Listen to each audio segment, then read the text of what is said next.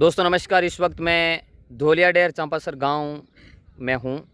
एक बारात में एज ए बाराती आया हुआ हूं और ये जो गांव है वो खिंवसर और नागौर की जो अंतिम जो सीमा है हास्य पर स्थित है। सुखाराम जी मेरे साथ हैं और मैंने सोचा अब खाना वाना खा लिया तो मैंने सोचा एक सेल्फी लेते हैं। तो सेल्फी लेने की अपेक्षा मैंने वीडियो क्लिप बनाना सही समझा।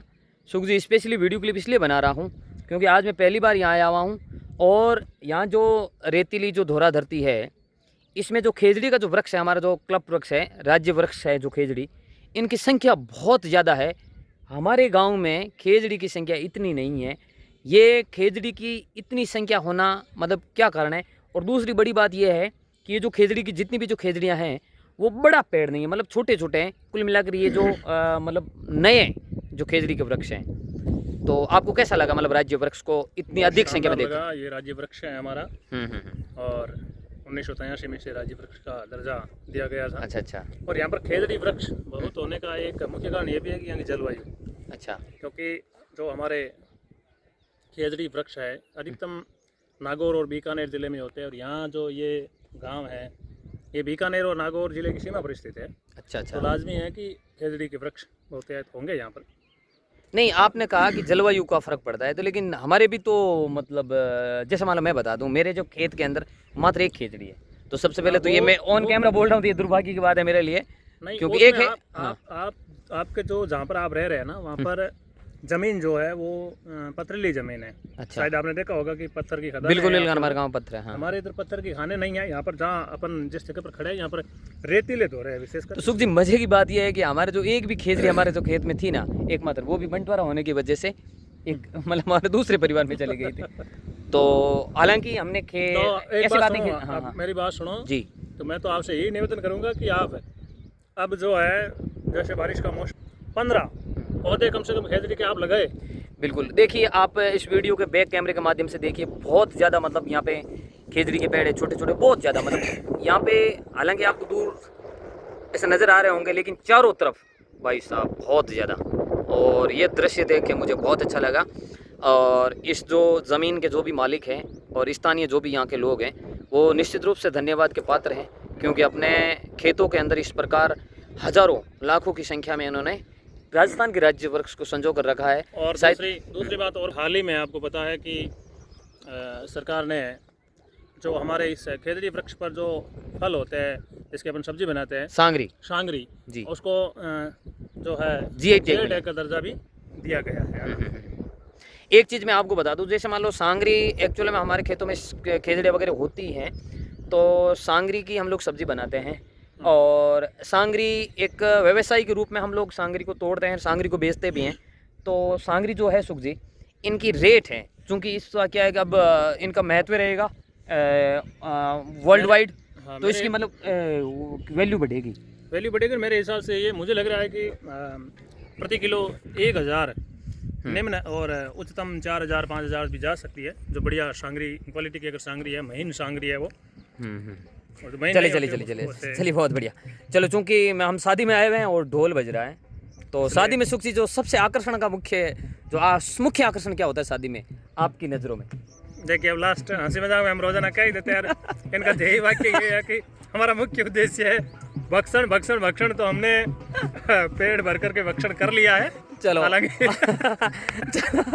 चलो तो शादी का जो मुख्य है ना मतलब आकर्षण, आपके कहने का मतलब होता है खाना होता है निश्चित रूप से एक इंसान को। और हम अगर हमारी मतलब शरीर में ऊर्जा के लिए हमें मतलब खाने की बहुत ज़्यादा आवश्यकता रहती है। और निश्चित रूप से जब लोग खाने में शादी में जाते हैं तो घर की अपेक्षा वहाँ पे मतलब अच्छे व्यंजन वगैरह खाना वगैरह बना हुआ होता है। तो निश्चित रूप से खाना है। दूसरी बात दूल्हा भी आकर दूल्हे को देखने के लिए बहुत सारे लोग आते हैं। हाँ सर, मैं आपसे छोटा सा एक हंसी मजाक आपने शुरू कर ही दिया कि घर जैसा खाना। तो एक व्यक्ति कहीं गया था होटल में खाना खाने के लिए। ठीक है। तो होटल वाले ने बोला भाई घर जैसा खाना, तो उसने कहा घर वाला तो छोड़ गया यार, वही वापस खिला रहा, फिर मतलब क्या होटल लाने का मतलब क्या है?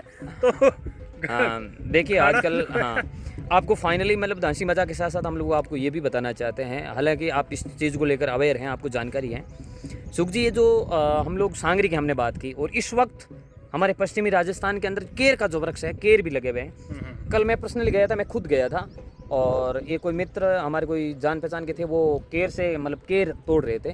तो मैं खुद गया था वहाँ पे, करीबन 250 ग्राम के समथिंग में केर लेके आया था।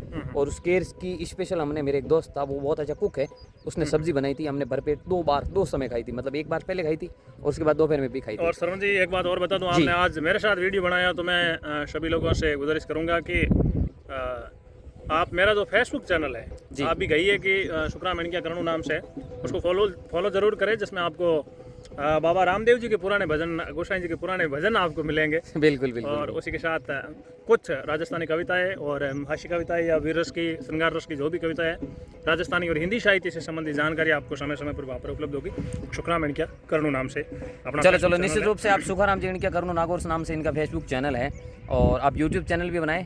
और अगर आपने मतलब दूसरों को सुनाने के लिए सोशल मीडिया पर ये मुहिम मतलब शुरू की है, तो इसके लिए आपका धन्यवाद, क्योंकि आप एक अच्छे साहित्य प्रेमी हैं। मैं भी साहित्य को काफ़ी पसंद करता हूँ, जैसा कि आप सब लोग जानते हैं।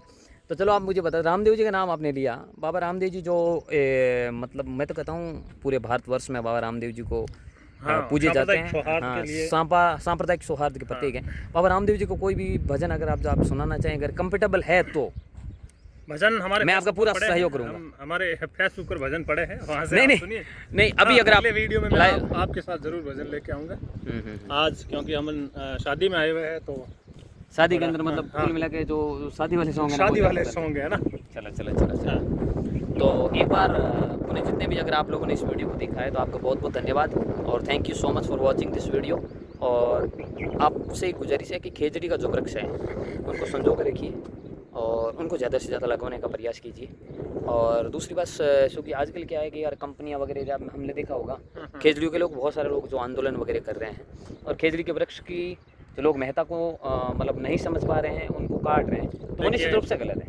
नहीं, वो निश्चित रूप से गलत है। और आपने देखा होगा कि 1730 के समय जो है अमृता देवी बिश्नोई और उनके साथ में लगभग 363 लोगों ने इस खेजड़ी वृक्ष को बचाने के लिए अपने जीवन की बलि दे दी थी। और विश्नोई संप्रदाय के जो संत हैं जामोजी महाराज, उनका तो देवी वाक्य भी यही है कि सिर सांटे रोक रहे तो भी सस्तो जान, अगर सिर कट जाए और वृक्ष बच जाते हैं तो भी ये सस्ता होता है। तो हम सभी को जो है इस वृक्ष को बचाना चाहिए, क्योंकि वृक्ष नहीं रहेंगे तो ऑक्सीजन नहीं मिलेगी। एक हमारे 6th क्लास का बच्चा है, उसने उत्तर लिखा था, SST की कॉपी में कोई प्रश्न आया था जी कि अगर वनों को काट दिया जाए तो क्या होगा, तो उसने मजाक में उत्तर लिखा कि वनों को काट दिया जाएगा तो ऑक्सीजन नहीं मिलेगी, और ऑक्सीजन नहीं मिलेगी तो इंसान नहीं रहेगा, इंसान नहीं रहेगा तो घर नहीं रहेगा, और घर नहीं रहेगा तो सारे लोग मर जाएंगे। तो फिर वृक्षों को संजो के रखना जरूरी है। पंजाबी के अंदर बहुत एक अच्छे कवि हुए थे जिनका नाम था शिव कुमार बटालवी। उन्होंने पेड़ों के बारे में बहुत शानदार लिखा था कि कुछ रुख मैंने पुत लग देने, कुछ रुख लग दे मामा, कुछ रुख मेरी दादी वाकण पत्थर टावा टावा, ऐसे करके बहुत शानदार कविता है, उनको आप सुनिए। और पेड़ों के बारे में, प्रकृति के बारे में राजस्थान के बहुत सारे कवियों ने लिखा है। एक हमारे शेखावाटी के और शेखावाटी एसेंट के अंदर एक कविता है सुख जी, शेखावाटी में खेजड़ी वृक्ष भी बहुत याद है सर, बहुत याद आता मैं। तो उन्होंने वहाँ का एक कवि था, पता नहीं कौन थे वो, मुझे नाम मैं रिकॉल नहीं कर पा रहा हूँ, लेकिन उन्होंने बड़ी शानदार कविता लिखी थी। और वो कविता इस प्रकार थी कि रूख लगाया राख्या कोनी, मीठा फल भी चाख्या कोनी, स्वार्थ रीले हाथ कुलाड़ी, काटन हुआ उतावड़ा, बोलो किणरा काम सरावा किणने बोला बावड़ा। के जूं जूं रू कटिया मगराशों मिणक पनाड़ी जड़ कट गई, पहला मन में बनी दीवारा धरती टुकड़ा में बट गई, हेत रेतरे पींदे दब गयो खेत बदल गयो बस्ती में, कटिया नीम बड़ पिंपल चंदन केर टीमरू आवड़ा, बोलो किणरा काम सरावा किणने बोला बावड़ा। के चौफे रहा है हवा धुआड़ी जेर घुलियो जिंदगानी में, गजब गुन की घुड़वा लागी इमृत जेड़ा पानी में, सुकरो सागर सूखो निकलियो सपना बिख्या उधारी में, खुशबू रियासा में होगी बदबू केसर क्यारी में, मान सरोवर पुगिया बुगला तन उजड़ा मन सांवड़ा, बोलो किणरा काम सरावा किणने बोला बावड़ा। अंतिम पंक्ति यह है कि डोर धनुषरी टूटी टूटी, तीर पड़िया सब तरकस में, पड़ी गुफावां सगली सोनी, शेर घुसा सब सर्कस में, पिंजर में वनराज पीठ पे चाबू का निच झेले हैं, जंगल में ही चोड़े दाड़े शार कबड्डी खेले हैं, भूखा तिस्या हिरण फिरे और गोट करे है कावड़ा, बोलो किणरा काम सरावा किणने बोला बावड़ा। अगर आपको ये वीडियो थोड़ा बहुत भी अगर अच्छा लगा तो इसे शेयर कीजिए, लाइक और कमेंट जरूर करें। Thank you so much for watching this video. Thank you.